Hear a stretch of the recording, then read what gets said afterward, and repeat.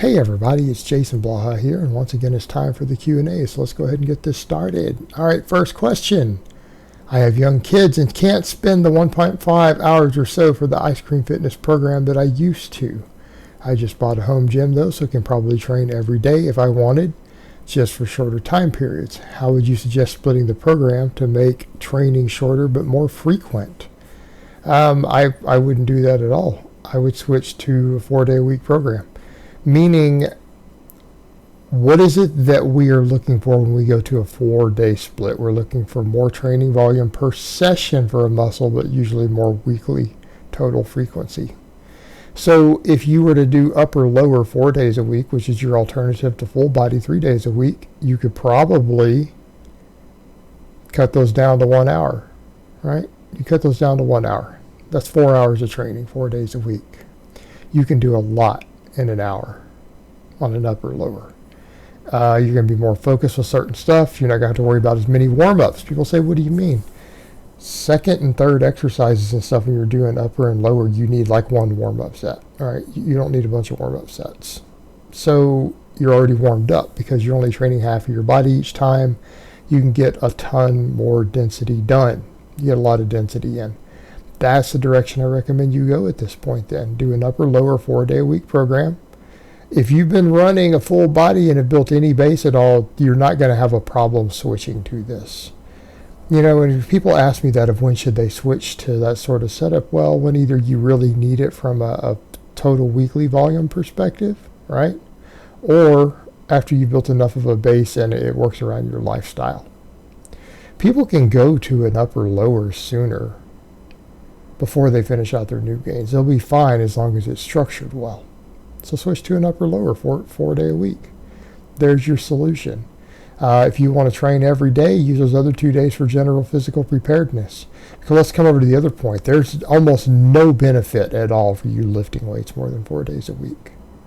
Right? There's no real benefit to the lifting because you can plug everything you need into those 4 workouts.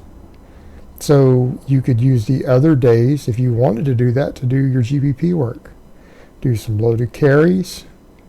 Right? You can do loaded carries at home, some kettlebell swings, some barbell complexes. Right? You could do your GPP work, your conditioning work, your general physical preparedness work on the off days. That will add to your total weekly training load. That will have additional hypertrophic potential. It'll get you in better shape. So that's the direction I would go. Switch to a 4-day-a-week, upper lower. Do GPP on your off days, and you can cut those down. You can cut those down a lot, and that's your easy solution. All right, that's what I would do.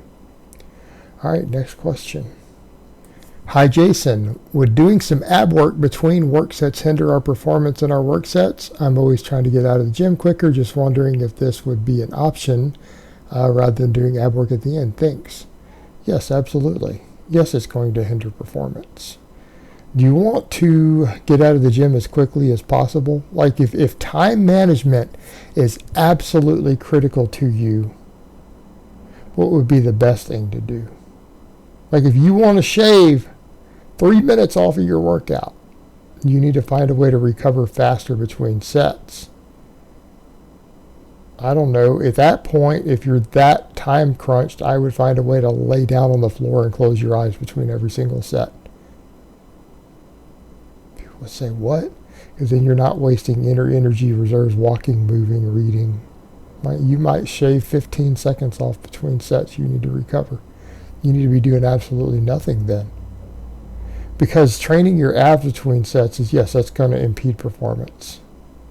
That's going to impede performance on your main work sets. That's not what you want to do. I mean, you know, normally I recommend people stand around. I usually stand around. I walk a little bit because I do a lot of dynamic work, for example. But anything that's heavier, I go chill. My speed work, I'm kind of up moving, but it's a little bit different. Those aren't limit sets. Anything that's going to be a limit set, you want to be fully recovered between sets the best that you can. That's the reason longer breaks matter. What you might need to consider is that if you have a time crunch, then you might have to do shorter breaks at the expense of a little bit of progress. The upside, of course, to ab work is that ab work is something that you can work in whenever. Abs are easy to train. Core work's easy to do. If you have a dumbbell or a plate at home or anything, you can do some ab work every single day, right? That's not really an issue. Getting extra ab work in is easy. Doing abs at the end of a workout is easy, meaning maybe if you're doing some small exercises or something, you could do some abs in between at the end. But by that same token, you don't have to wait to do ab work. In other words, if you're doing your last couple exercises, you can run over and do your abs immediately afterwards, right? Do abs immediately afterwards. And most of you guys out there, I'm not going to prescribe you large amounts of ab work. Some of my clients I do. That's kind of the stuff that people laugh about, my clients laugh about versus my cookie cutter programs. My clients are like, man, you got me doing like 15 sets of standing crunches every week. It's like, yes, I do. Well, you have me doing so much upper back work. Yeah, because you need it. You're paying me for optimal results, not good results. So I have them do a ton of ab work. You would hate me as a client. You'd hate me as a client. But here's what I would say. Even if you're going to do one set of 20 or 25 band crunches to failure, that takes 1 minute. You walk over and you can do that at the end. A lot of times that's all there is at the end of a basic workout, right? So if you're crunched for time, run over and have some bands ready, throw them over the rack, and do one set of abs on your way out the door. Right after you finish your last set on your last lift, right? Problem solved.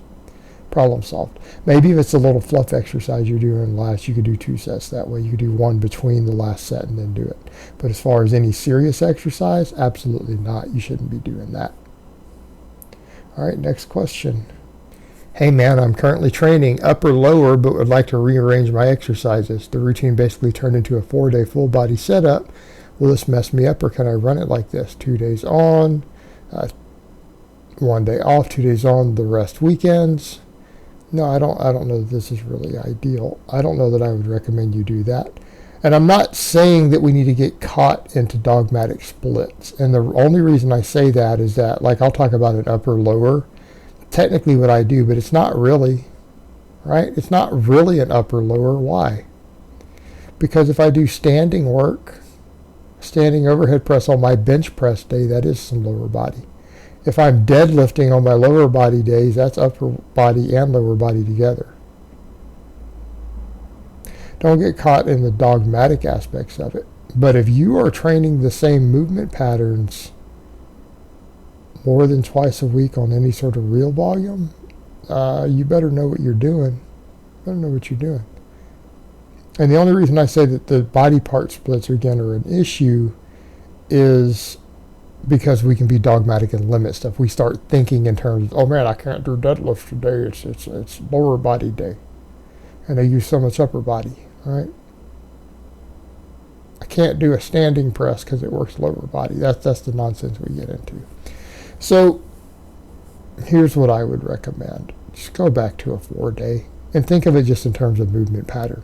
For example, I have 2 squat and deadlift days, and then accessories for those movements. Without saying, hey, these are purely upper or lower body exercises, we say, what movements are going to help my squat and deadlift the most?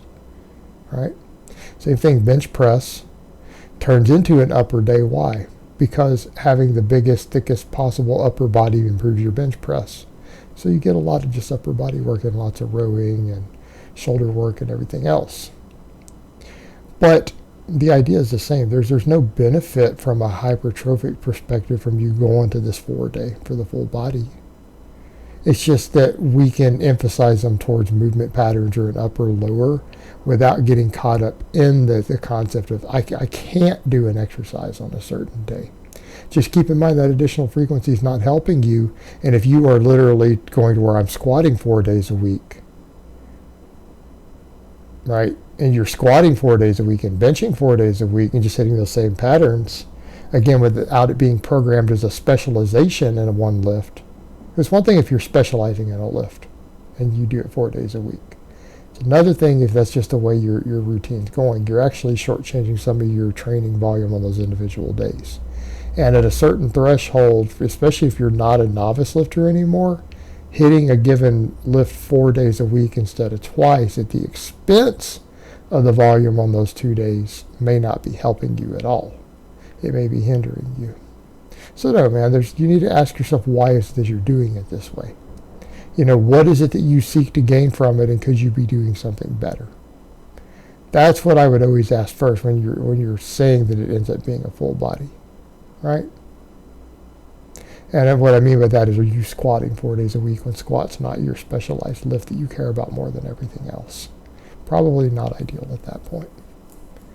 All right, guys, but that's really all I have to say on that today. I hope it's been informative, and I will talk to you guys next time.